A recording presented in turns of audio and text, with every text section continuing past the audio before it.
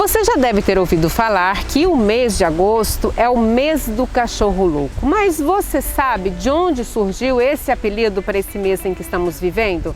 Ao meu lado está a médica veterinária, a doutora Gisele Lemuni, lá da Policlínica, que vai nos explicar de onde surgiu essa crendice. Tudo bem, doutora? Olá, Angela. Olá, pessoal de casa. Hoje a gente veio conversar um pouquinho sobre a raiva, né?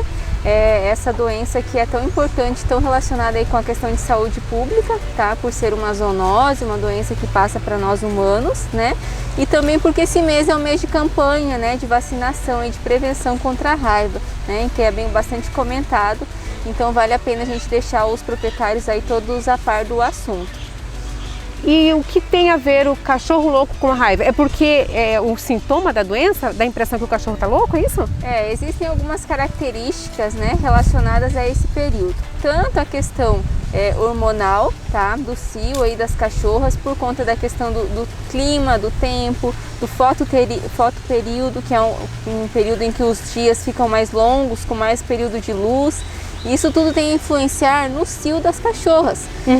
Com isso, os cios vão ficar todos sincronizados. A maioria das cachorras vão entrar no período de cio ao mesmo tempo, que é essa época. E aí o que ocorre principalmente em regiões onde existem bastante população de cachorro na rua, né? Os cachorros começam a ter atritos para poder se relacionar, né, com a fêmea. E aí a marcação de território acabam se machucando, se traumatizando.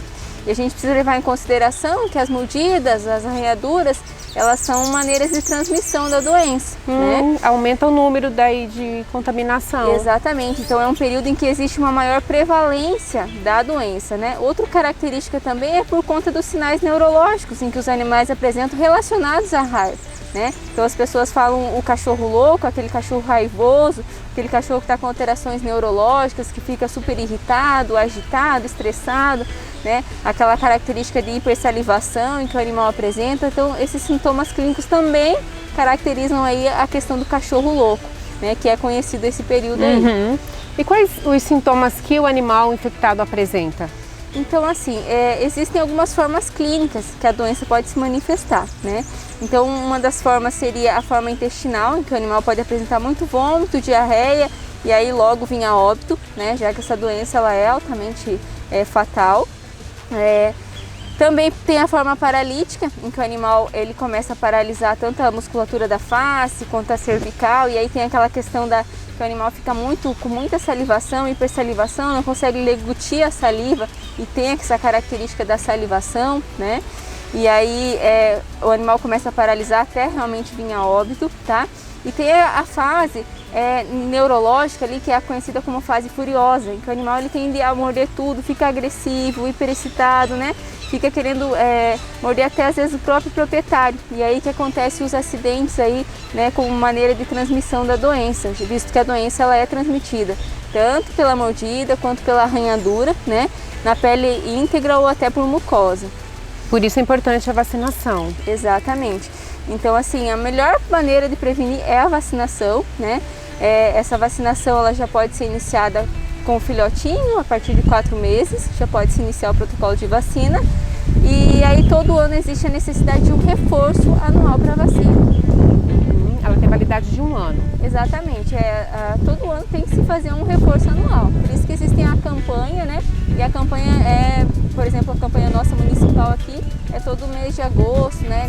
Mais ou menos nessa época. Agora em setembro, então, já deve estar tendo início mais uma edição, né? É importante que o dono do animal não deixe de tomar essa iniciativa de participar, né, doutora? Exatamente, acho que vale a pena manter o animal saudável, né? Visto que essa doença é uma doença grave, altamente fatal e que pode realmente acabar passando para os próprios proprietários. E como que as pessoas manifestam a doença, caso elas sejam infectadas?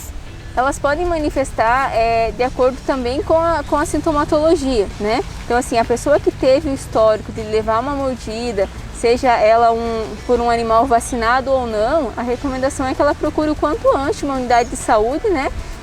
Para verificar o que vai ser procedido, né? De acordo com o tamanho da lesão, onde foi a lesão, Uhum. E tem alguma contraindicação essa vacina? Não existe nenhuma contraindicação, né? O ideal, principalmente para cães e gatos, é que ela seja. Aí muitas pessoas acham que é só para cães e gatos também se inclui nesse protocolo de vacina. Então precisa ser feita a partir dos 4 meses e todo um ano um reforço anual. Uhum.